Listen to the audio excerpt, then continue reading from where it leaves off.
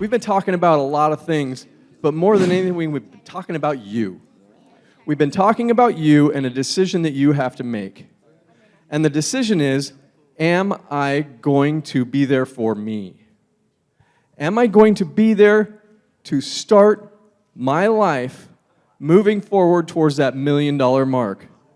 Am I changing my life?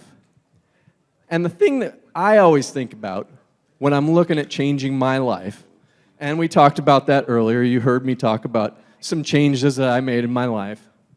And the reality is it started with a decision.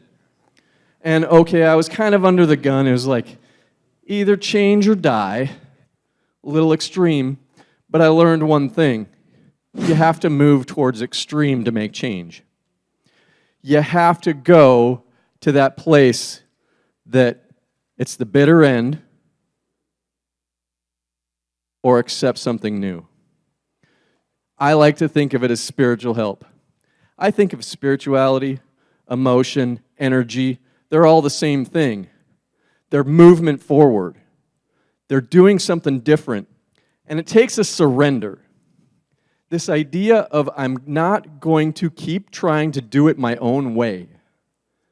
But the funny thing is about 1 minute after people make that decision, their head starts talking to them again. We start taking our own bad advice, don't we? Isn't that right? Isn't that right? We go, okay, I'm going to do something different now. And then we go, maybe tomorrow.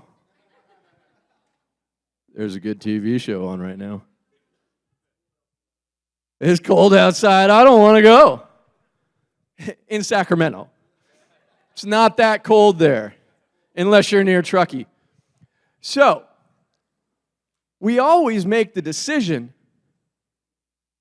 but then we start to let it go. We start to get complacent. We start to back up and we start listening to our head instead of moving forward.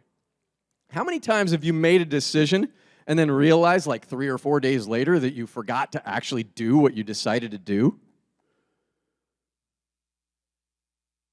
So in about 2 weeks, I'm coming up on a very special day for me. I shared that I got sober in 1995. Well, in 2 weeks, it'll be 26 years. And I say that not because I'm bragging or not because I'm special, but because I was able to do something that I never had been able to do before.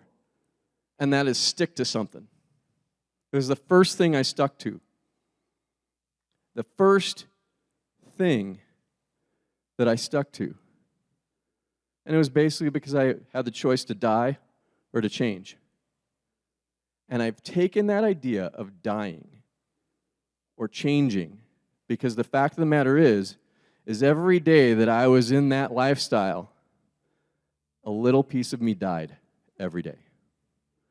Just a little bit, and a little bit more. Some days a lot more, but as I went, I just had this quiet desperation. It was this idea, this feeling of, I know that there's something more and I can't have it. It was like sitting there going, I want a picture, but I don't want to pay for that. It was like, I want to make the changes, I want to get the property, but I don't want to give something up. And so we're always struggling with this thing of, I want to move forward. I want that change. And I don't know how to let myself have it. I don't know how to allow it. But I tell myself I'm going to do it tomorrow, that way I feel better. How many people have ever noticed themselves doing that? Right? You notice that I'm going to make the change, and that hope for a better tomorrow keeps us going in that quiet desperation, doesn't it? Doesn't it? It keeps us going. We know that hopefully tomorrow we're going to do something different, but then we just continue. Day after day, month after month, year after year. We just live that same lifestyle.